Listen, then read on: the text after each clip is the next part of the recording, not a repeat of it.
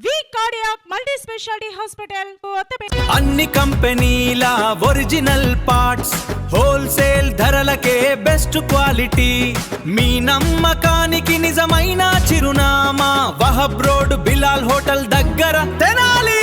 Star Srinidhi. Secure your future, save it right. Fixed deposits that help you grow. Gold loans when you need cash flow. Easily replicate your gold loan. Buy and sell your gold. Star Srinidhi, your trusted support since 2020.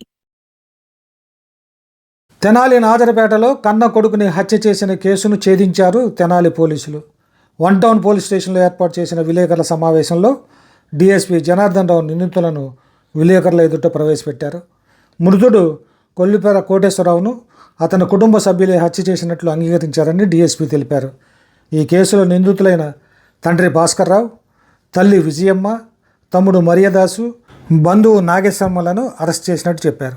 జల్సాలకు మద్యానికి బానిసైన కొడుకు వేధింపులు భరించలేకనే ఈ హత్య చేసినట్లు పోలీసులకు వెల్లడించారు. కొల్లిపరలో ఉన్న స్థలాన్ని అమ్మి డబ్బులు ఇవ్వాలని తరచూ ఒత్తిడి చేస్తున్నట్లు దర్యాప్తులో తేలిందని డీఎస్పీ చెప్పారు. విసిగిపోయిన తల్లిదండ్రులు కొడుకుని చంపకపోతే ఉన్న ఆస్తి మొత్తాన్ని తాగుడుకు ఖర్చు పెడతాడని ఈ నెల 15వ తేదీ రాత్రి 12 గంటల సమయంలో అద్దెకున్న ఇంట్లో కోటేశ్వరరావును పచ్చడి బండలతో చపాతీలు చేసే కర్రతో తలపై కొట్టి చాకుతో గొంతు కోసి చంపారని డీఎస్పీ వివరించారు.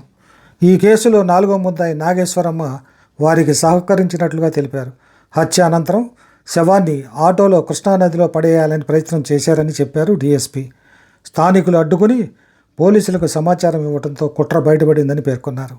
విలేకరుల సమావేశంలో డీఎస్పీ జనార్దన్ రావుతో పాటు one town CI Rambabu, SI Vijay Kumar సిబ్బంది ఉన్నారు. 15వ తారీఖు రాత్రి Tenali one town police station పరిచయం నాదర్పేటలో ఒక 112 కాల్ వచ్చింది. ఆ కాల్ నిమిత్తం పోలీసులు వెళ్ళి ఇమీడియట్గా అటెండ్ అయ్యారు.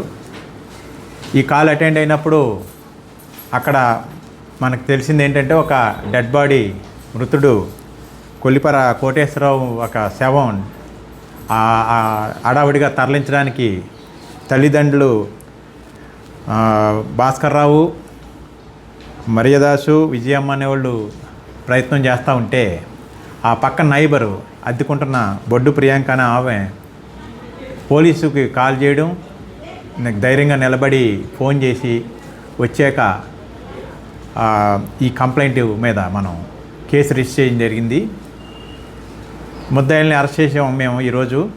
ఇందులో పూర్వపరాలు ఏంటంటే ఈ ముద్దాయిలు కొల్లి భాస్కర్రావు, కొల్లి విజయమ్మలకి 2 సంతానం, చనిపోయిన కోటేశ్వరరావు, మరియదాస్ అనేవాళ్ళ సంతానం. పెద్దవాడు కోటేశ్వరరావు, చనిపోయిన కోటేశ్వరరావు ఈ తాగుడికి జలసాలకి బానిస అయ్యాడు. వీళ్ళు కొల్లిపారలో 2.5 సెంట్ల భూమి ఉంది. ఈ భూమిని అమ్మి మాకు డబ్బులు ఇస్తారా, లేకపోతే తాకట్టు పెట్టి నాకు జలసాలు డబ్బులు ఇస్తారా అని కుటుంబాన్ని మొత్తం తాగి వేధిస్తున్నాడనే క్రమంలో ఆ రోజు రాత్రి గొడవ జరిగింది. ఆ గొడవ జరిగిన క్రమంలో వీళ్ళు విసిగి వేసారు ఉండడంతో రోకలి బండతోనూ చపాతీ కర్రతో చపాతీ తయారు చేసే స్టిక్తో హెడ్ మీద కొట్టారు. అతను చనిపోయాడు. తర్వాత అక్కడ ఉన్న వైర్తో కూడా మెడ పూర్తి కన్ఫర్మ్ చేసుకోవడానికి బిగించారు. ఇవన్నీ చుట్టుపక్కల వారు అరుపులు కేకలిని 112 కాల్కి చేశారు.